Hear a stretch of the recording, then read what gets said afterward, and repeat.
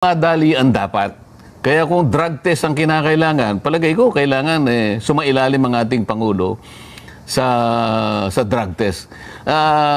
Para sa akin, opo, yung pagdidignify, hindi na importante sa akin yun eh. Okay, oo.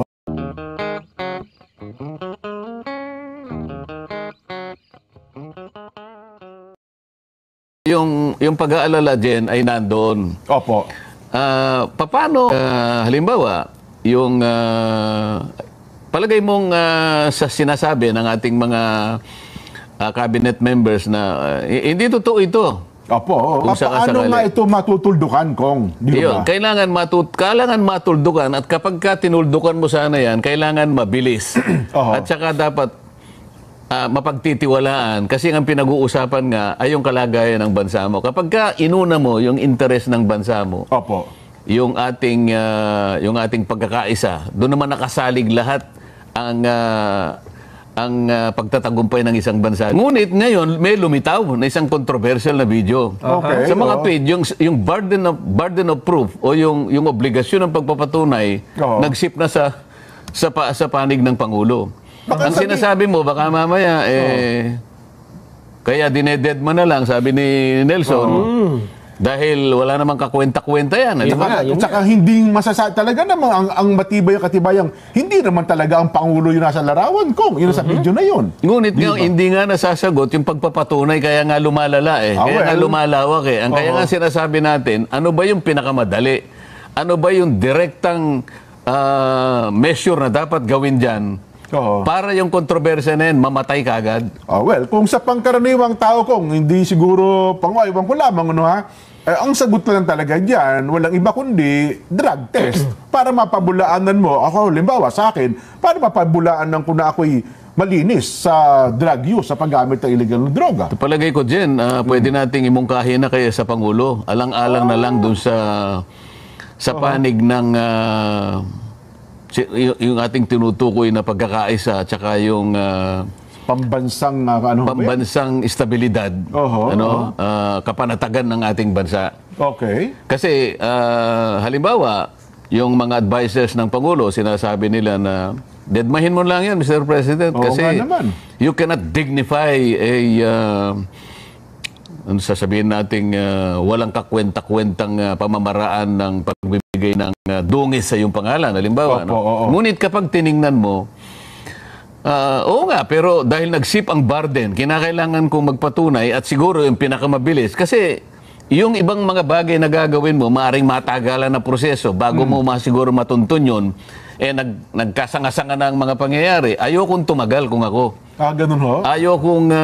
Ayokong bigyan pa ng maraming pagkakataon na talakayin yan. Sapagkat ang inaasahan ko rito, yung pagkakaisa. Pagiging stable ng ating pamahalaan. Kaya nga nagsalita yung dalawang cabinet officials natin na may kinalaman sa tanggulan ng ating bansa sapagkat sila mismo nakita nila yung bigat ng maaring magiging resulta nito. Kaya madali ang dapat. Kaya kung drug test ang kinakailangan, palagay ko kailangan sumailalim ang ating Pangulo sa drug test. Para sa akin, yung pagdidignify, hindi na importante sa akin yun Okay, Kung ang itutumbas naman ang gagawin ko dyan ay kapanatagan ng aking bansa. Pwede kung ang katumbas nito ay lalong magiging matuwid yung moral compass ng Panguluhan dyan. Gaano na lamang yung isasakripisyo kong pagdidignify dyan sa controversial na video na yan. Kung ang ibubunga naman ito ay isang panatag na bansa at pagkatapos kapag ka panatag ang bansa at hindi nagkahiwa-hiwalay, na-achieve mo yung unity na yun, lalong mas mapapadali ang pag-asensyo ng bansa mo. Kasi walang iniwan sa ano dyan para kang isang, anong tawag doon, yung mga pumipinta na aalisin mo pa yung putik. Kung paggawa mo ng yung obra maestra, na kung isang interes ng bansa mo, isang bagay na dakila rin sa iyo yun responsibilidad mo yun Ngayon, bakit ko papayagan ngayon na bato na sila ng bato? Kinakailangan iwasan ko yun. Siguro ang gagawin ko drastic din halimbawa. Sarhang ko siguro yung bintana para wala nang makapasok. Ibig sabihin, meron kang gagawin na mabisa, madali, at mapagtitiwalaan ng ating mga kababayan. Kapag nangyari yun, di sarado yung sarado yung usapan. Di ba? Palagay ko dyan, siguro kung kinakailangan sulatan ko ang Pangulo, kaya yung lagi kong ginagawa, tinetext ko yung kanyang anak, yung aming senior si Sandro, Deputy Majority Leader, para ipaalam ko lamang sa kanya na pinakamabuti siguro dyan. I-address na natin ng diretso. Mawalang galang na sa payo ng ibang mga advisors niya. Kasi ang aking tinutukoy dito, yung madali ang pagre-resolve, yung mabilis na maisantabi. Once and for all, i-address natin, wala na yung patumpik-tumpik para hindi tumagal, para hindi lumalim. Pagka natapos ito, hindi ka madidistract sa iyong gawain. Hindi naman kaya kung maging patibong, maging bait lamang ito. Kasi alam niyo naman ang paratang, wala hong katapusan ito. Lahat, baka mamaya naging negatibo. Baka mamaya panibagong paratang na naman ang ikulapol sa Pangulong Bongbong Kong. Hindi siguro mangyayari yun. Ganun ho. Kapag sabi ko nga sa iyo, ay yung gagawin mo ay isang mabisa at mapagtitiwalaang paraan. Para sa ganun, yung ginawa nilang ito ay talagang mawalan ng saysay. So kahit na ano pang gawin mo, para kang yung isang bata na nakalagay sa literature, the boy who cried wolf, di ba? Sinabi niya ng ganito, pinaniwalaan siya. Pagkatapos nagsalita na naman, pinaniwalaan. Ngunit sa pangatlo ay nabuking na siya. Hindi ko naman sinasabing may pangalawa pa. Pero ako, sa gusto ko, sa kauna-unahang pagkakataon, birahin mo na. Makipag-head on na ko. Alam mo ako, siguro ito naman, alam pa ng Pangulo ito. Bago pa ako sumama sa Uniteam Gen. Marami ang kumakandidatong Pangulo noong 2022 Gen. Alam mo naman yun, ano? Pero ako, ng siguro bansa. Tama. At kaayusan at pagkatapos ay yung pagkakaisa. At pagkatapos yung pagtitiwala. Yun ang gusto kong mangyari dyan. Yung pagtitiwala ng ating mamamayan sa Panguluhan.